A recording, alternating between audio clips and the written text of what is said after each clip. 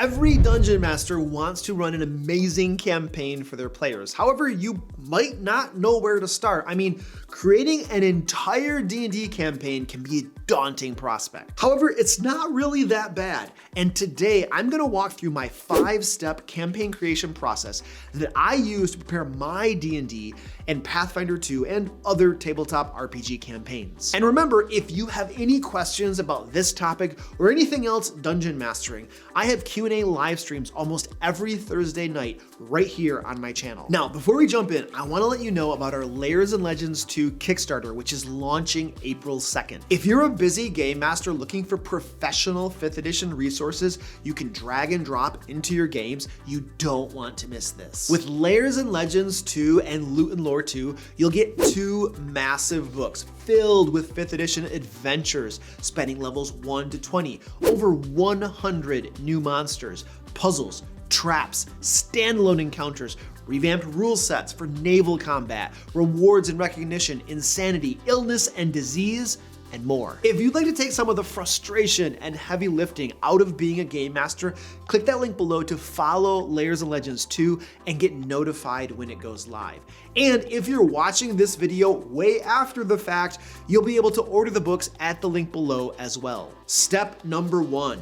Get inspired. The very first thing you need to do is to come up with the core idea for your campaign, the central conflict or problem or dilemma that the characters will spend several levels and months or even years of gameplay trying to resolve. However, coming up with that idea can often be the most challenging part of campaign creation. I mean, awesome ideas don't just come from nowhere. No, they almost always are inspired by something. Now, where you get this inspiration from doesn't really matter. You may get it from a movie or from video games, but for me personally, I get it from reading setting books and monster books. For instance, when I was brainstorming ideas for my Thieves Abound Pathfinder 2 campaign, which you can watch right here on YouTube if you want, I was reading the D&D 5th edition Eberron campaign setting. See, I love Eberron, and I knew that I wanted to run my Pathfinder 2 game in Eberron, but I didn't know where or what the campaign would even be about. So I was reading up on all the different nations of Corvair, and for some reason the Marar holds stuck out to me. In particular, I liked the idea of the dwarves delving too deep underground and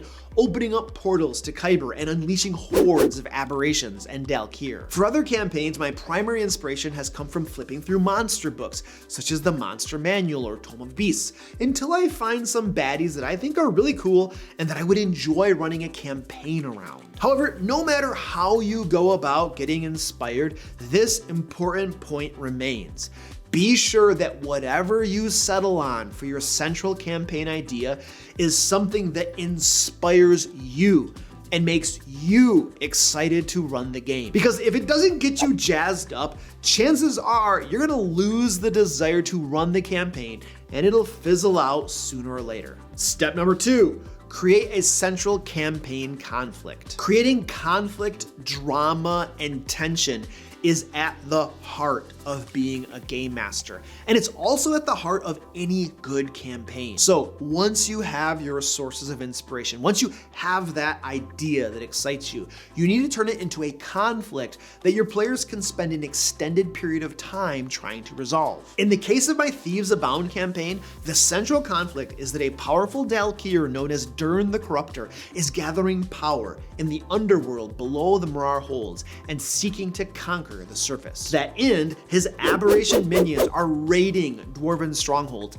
and stealing ancient Dalkir artifacts and other objects of power that they can use to gain strength. Now, my players work for House Kundarak, whose vaults and banks have been hit hard by these raids, and they're tasked with figuring out who is behind the robberies and stopping them. To develop a strong central campaign conflict and set up a solid scenario, all you really need is a villain and something they are attempting to do that creates a problem or conflict in the game world. You'll ask questions such as, who are the antagonists? What do they want? What are they doing to get it? And how does this create conflict in the world that the characters need to resolve? Now, of course, the big bad you select should be a powerful entity, since the players will probably confront that villain when they are at a higher level. And whatever they're up to should be large enough in scale that the problem will span an entire campaign and several levels of play to resolve. If you pick a pack of kobolds trying to take over the miller's basement, well, that's okay for one adventure, but not for a campaign. Now, a clan of dragons trying to take over the city of Sharn by buying up property and intimidating owners to sell. Now, that might serve as good fuel for an entire campaign, and the kobolds in the miller's basement might be working for a dragon underling, and that's who your group takes on at first level. The kobolds, not the dragon underling. I mean, unless they're really good. Now, the second part of setting up the central campaign conflict is determining how that conflict intersects with the player's characters. Okay, sure, the dragon clan is trying to take over Sharn, but why should the adventuring group care? Are they all from Sharn? Do they know people whose businesses have been the targets of hostile corporate takeovers? Are they working for a dragon-marked house whose interests are being stepped on by the dragon clan? In my Thieves Abound campaign, I set up the characters with House Kundarak as their patron, and they were then tasked with figuring out who is behind the robberies in the Marar holds. You see, the last thing you want is for the player's characters to just shrug their shoulders and walk away from the campaign's central conflict and go do something else. So if you can bake a character motivation into the campaign setup, you'll position yourself for better success. However, all of this is for naught if your players don't want to play your stinking campaign.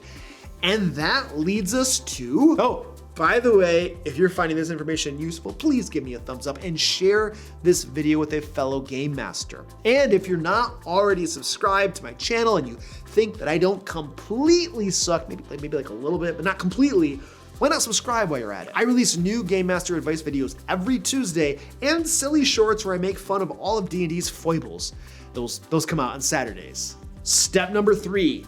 Pitch the campaign to your players. After I created this central campaign conflict for my Thieves Abound campaign, I sent all my players an email. I laid out the basic premise of the campaign and listed all the campaign features, doing so in a way that didn't give away spoilers, of course. Now, if you'd like to see exactly what I sent my players, you can grab my sample campaign pitch at the link below. Anyway, the point of this email was to tell them about the campaign that I wanted to run and see if they wanted to play that campaign with me. You see, my goal was to get buy-in from my players. I wanted them to agree to the premise of the campaign. If I could get that, well, it would drastically increase the chances of a successful campaign by ensuring that the players themselves were interested in playing the campaign. If your players dislike your basic campaign premise, well, then you're bound to have problems. And if you can pitch it to them and you find out that they don't like it, you can cut those problems off and do something different before you get too deep into it. Now, even though my pitch to my players was rather long, you might try to put it into just one sentence, such as, I want to run a dark fantasy game with a cosmic horror vibe, with characters that have to make difficult moral choices and pulls in a lot of the weird aberration type monsters. And you could even give them more than one pitch to see which one resonates the most with your players. Now, in my case, I was very specific with my pitch and very detailed, and my players were totally cool with it. They all agreed that yes, this sounds like fun. However, if you have a player or two who expresses reservations, I would ask them for specific feedback. Ask them if there's something about the campaign pitch that they don't like, or if there's something in particular that they would like to see featured in the campaign. And then, based on that feedback, you could probably tweak a few things so that the player would be happy to play the campaign. Of course, the possibility does exist that a player's desires or expectations are so far off from your campaign premise that no amount of tweaking will get them on board. Like you'd basically have to run a different campaign. At that point, you could potentially do that, but I personally wouldn't. I'm willing to make small concessions, but at the end of the day, if I'm not running a campaign that excites me, well, I'm not running a campaign at all, especially if all of the other players are okay with my campaign premise. So at that point, you have a couple choices. One, the player can still play. the campaign just won't be exactly what they want. Or 2, the player can find a different campaign to play in, one that more fully meets what they are looking for. But there's no right answer here, and it's a sucky spot to be in regardless. However, if you let yourself get roped into running something you don't enjoy, you're probably gonna regret it. And my bet is that campaign will likely fizzle out fairly fast. Step 4, plan the campaign at a high level. Once you have buy-in from your players, the next step is to design your campaign from a mile-high viewpoint. You'll develop some details, but not too many. Everything right now is still big picture. And there are 2 elements or arcs of a campaign that can be developed. Your central campaign arc, which we've already talked about, and the personal character arcs. The central campaign arc is the main part of the campaign that revolves around the central campaign conflict that you already fleshed out of it. And personal character arcs are part of the campaign based on individual characters' backstories or goals that somehow intersect with the main campaign. Now let's talk first about creating your central campaign arc. Now, you already have the main idea, the big bad, and what they're up to in the world. What you want to do now is flesh out this idea a bit more.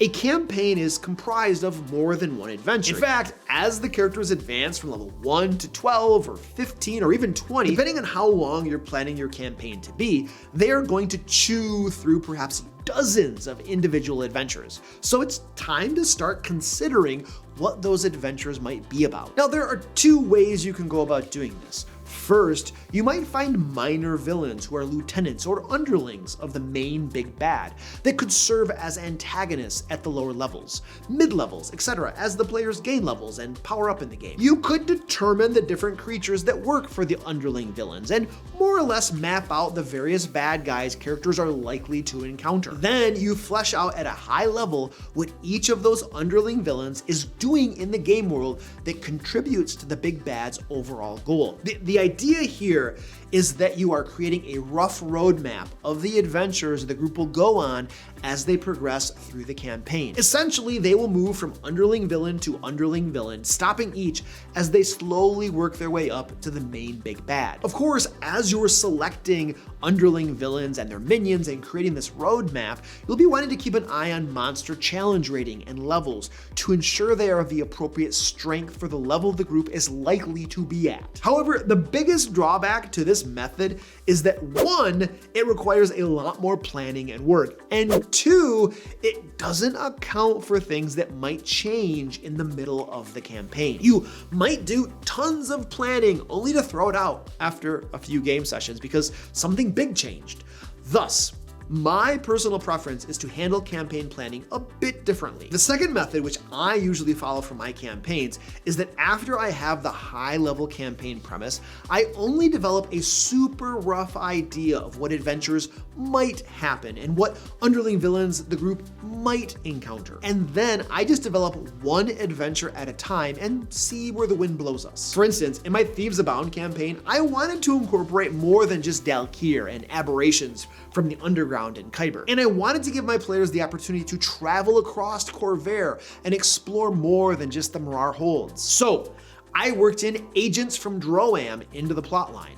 I imagined that the daughters of Sorakel also had an interest in some of the Dalkir artifacts in the Marar hold. And so I had them send their own goblinoid spies there to pursue their interests. And from this, I created the first adventure my Thieves Abound players went on. Eventually, they will likely need to travel to Droam itself to put a fork in matters. However, that was really the extent of my campaign planning at that point. From then on, I was just playing it by ear and continue to do so since we are currently only at level 5 and we're still playing. I have a general idea of things probably will go, but at a very high level. Not a whole lot of details are set up, and I can improvise and change things and move things around or redirect things entirely as needed. Now, which approach of these 2 you take is up to you and what you feel best suits your needs and personality. Either works, though bear in mind that the more you plan out in detail, the more you're likely to have to change during the campaign. Now, when you're doing your high-level campaign planning,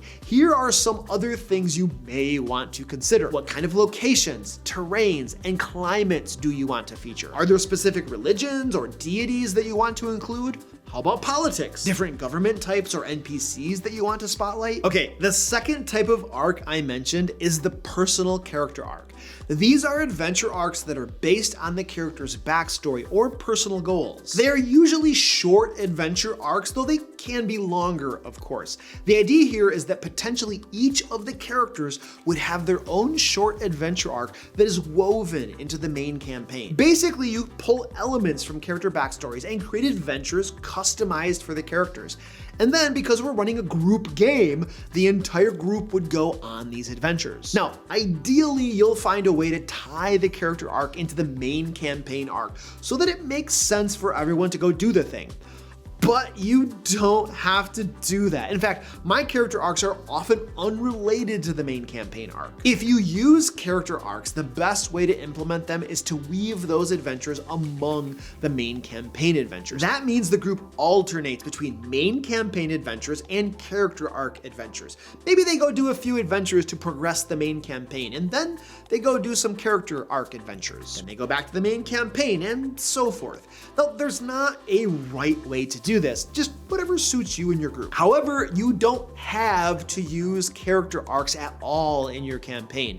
In fact, I probably won't be for my Thieves Abound campaign. But that doesn't mean that I'm not using backstories in the campaign, it just means I'm choosing to integrate them in a different manner. Now, if you want to learn more about how to use character backstories in your campaigns, check out my video on how to use a PC backstory at the link below. Step number 5, create your first adventure. Now that your high-level planning is done, all that's left to create is your first adventure. Now, how to create an entire adventure is out of scope for this video, but as luck would have it, I have an entire playlist of videos that deep dive into how to create an adventure. Feel free to check that out when you're ready for that step. Do you need a central campaign arc? Strictly speaking, you don't actually need a central campaign arc to run a campaign, but at that point, we're probably talking about either a sandbox game or a West Marches style game. I'm gonna do a deep dive into sandbox games in a future video, but this is the basic idea. GM presents the characters with a central location